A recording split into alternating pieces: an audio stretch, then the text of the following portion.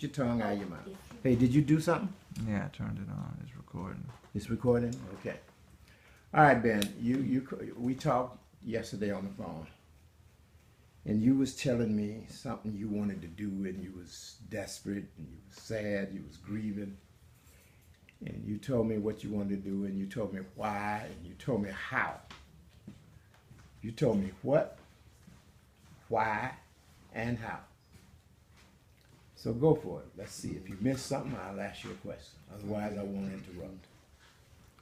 I discussed with you, I wanted to go to a very sincere, lovable man who had made his transition, who had passed.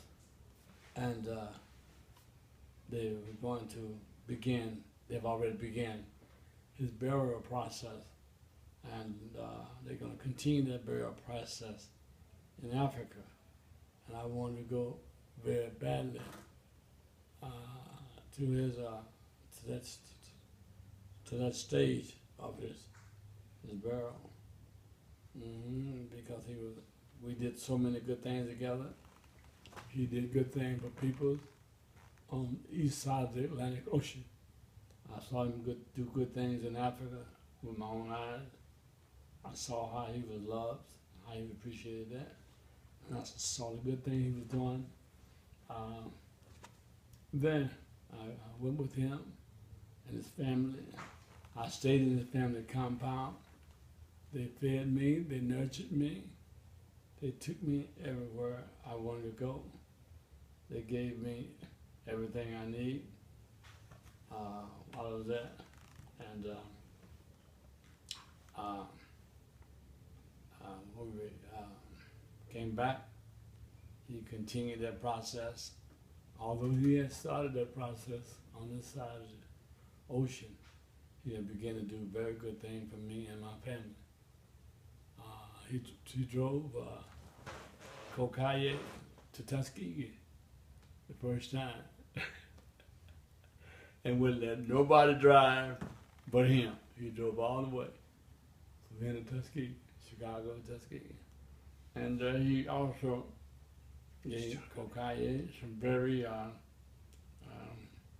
wisdom son to daddy conversation about how Kokaye ought to treat and talk to his dad.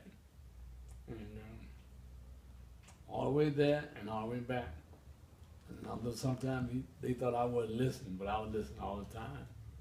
And I know he was getting Kokaye some very good stuff. Very good stuff. To interact with his dad. He drove all the way there and back. And Well, why is it so important for you to go there, just to attend a funeral? well, I want to put the first dirt on his face. First dirt on him. You know, when they bury you face up.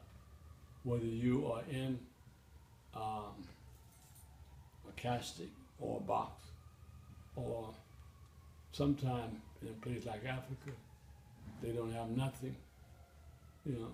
And I want to take my hand, pick that dirt up with my hand, and ease it down very gentle on his face, and touch it, and take the next piece on his face until they stop me. How old is this young man?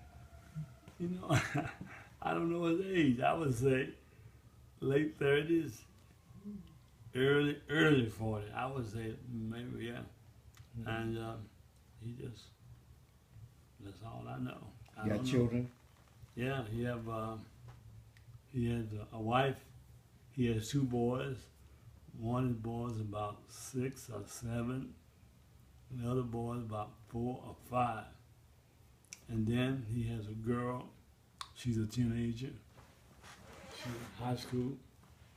And we all were together in Africa. We flew on the plane together, and I just had a marvelous time with them. But tell me this, we your family, Of course, and we many know, families. and we know what's going on with you. We know you're blind. We know you've had a serious fall and serious surgery. Very honestly, most of us didn't think you were gonna make it. Mm-hmm. How are we supposed to feel about this, about your safety and your care while if you go over there? How do you want us to understand this? When you hit the ground in Africa, they take care of you better there with no technology than they do here with all the technology. Now the airport has picked up and they did better. They meet me at the when I check in. They meet me right there. Because I asked for it. I said I need a wheelchair. When I need a wheelchair, they meet me there. They take my luggage. They take my shoes off or whatever I have to do. They take care of all of that, and they put my shoes back on. They do all the work. They give me a person. This person follow me all the way to the gate. It takes me all the way to the gate. Rolls me. If I want to stop in the store and buy something, I stop at a restaurant. They do all the stuff I want. If it takes 1 hour or 2 hours, they take me all the way. When they take me to the gate, they sit me right there by the door of the gate, and they sit me there. Then I give them a tip, whatever I want. And last time I gave that person $5 tip because they did a lot of work for me. And then when the gate opened, they take me in first. I go in the plane before anybody else go in. And then they take me to my seat, put my stuff above me, and they take the wheelchair back, and I can sit down. They take care of me very well. They did that at every stop. They did that in Chicago. They did that in Washington, D.C., where we changed plane. And when I got to Africa about 11 o'clock at night. And when I began to get to the time to get off the plane, they had 2 wheelchairs. Because they got it confused. They had 2, but they bought 2 to me, and they took me off the plane. And they have this thing where they raise you up to the plane, and they bring you all the way down to the ground. Otherwise, you don't have to come down the steps. I don't know how they do that. It's a lift. They are. And they bring me all the way out. They brought me all the way out in the rough terrain. They brought me all the way out to the truck. They had a big old truck with no size to it. It was 11 o'clock at night. It was nice and warm. And the brother was out there hollering, Ben, hey, what do you say? Race first. They were yelling at me, because I had locks there. And they could see those. So we got on the truck. They put me on the truck. They put my luggage on the truck, everything. And we went. Everybody was together. They took us to the house. When I got to the house, I only could go about a block and a half to the house, as close as they could go. And I told Yao, give me 2 of them bags and I can carry them. He told me, no, you ain't carrying no bag. I said, what you mean, man? I can carry a bag in the house, my own bag.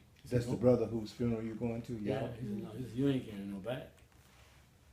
And all of a sudden, I saw about 10 or 15 men come out of the different houses out of the area. I don't know where they come from. And he said, you ain't carrying no bag because you can't carry the bag. And so I got to so close, and he gave me his brother said, he told me, this is your man. He go with you wherever you go. So y'all told me this young man. So this man took me so far, then he called his wife. His wife came out, she got me, and she took me in the house.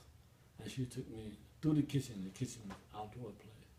And then we went in the dining room, living room. And by the time I got in the living room, all the luggage was in there, including mine. Everybody's luggage was there. And I, of course, I was afraid something might be gone or whatever. Yeah. Everybody, everything was there. We sit around and we talk. Okay. Every morning, they made me breakfast. And they had, you know, whatever I wanted for breakfast. His sister made it for me. And then I had his another sister came over every day and helped her. Ajwa. Ajwa came over every day and helped me. Whatever I wanted. And then his brother took me everywhere we went. You know what I mean? We went, you know, in a taxi. So what you're saying then is, Now You you wanted think- it. Now you got to get it. Now here's okay, the last one. This was a good one. So we walk out to get the taxi, cause the taxi, the terrain is so rough. The taxi can't drive in there. So we walked out, and I walked out, and a young lady, she saw me, and she had never known me. She says, she ran and got a chair. And I told her I didn't need the chair. She said, no, well, you need it not. You're going to take this chair. You're going to sit down right here in this chair till he go with that taxi. And she went and got me a chair. And she said, you can have this chair. Sit here. And I sit in the chair out there till she come back. So when he came back with the taxi, I tried to give her a tip. She wouldn't take it. And I told her, no, I won't sit in the chair unless you take this tip. So I gave her a $5 tip, $5 US. So then she told me, no. And that's the kind of courtesy I got all the way through Africa. Everywhere I went, somebody was right there for me. Night or day, so you believe you would be safe? I'm very, very safe. Yeah, very safe. Because people's always there. Always there. How much money you think you need to go?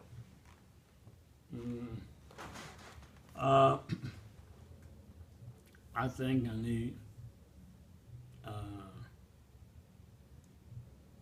I could get by with 2,000, but if I had 2,500, man, I'd be very, very, very good. I'll go with 2,000. So how much is the ticket, you think? The ticket, so far, I've heard the ticket was 1,200. So then I So got. you want to stay a while and spend money? Right now, it's been money, but I got to pay $300 for my medication, for my shots and medication.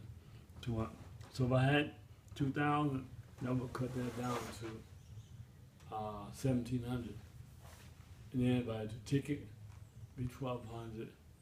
Then that would cut that down to about maybe 500 to spend. Okay. You know, Okay. 500, 600. So we're gonna pass the plate. Should we ask our community for 2,000, or should we ask our community for 2,500? It's our community, so you decide what you want to ask our community. Our family is our community. Okay, I'll like for 500 or 2,500, and if I got 2,000, I would be very, very overjoyed. Okay. So I think we're okay. You can turn it off.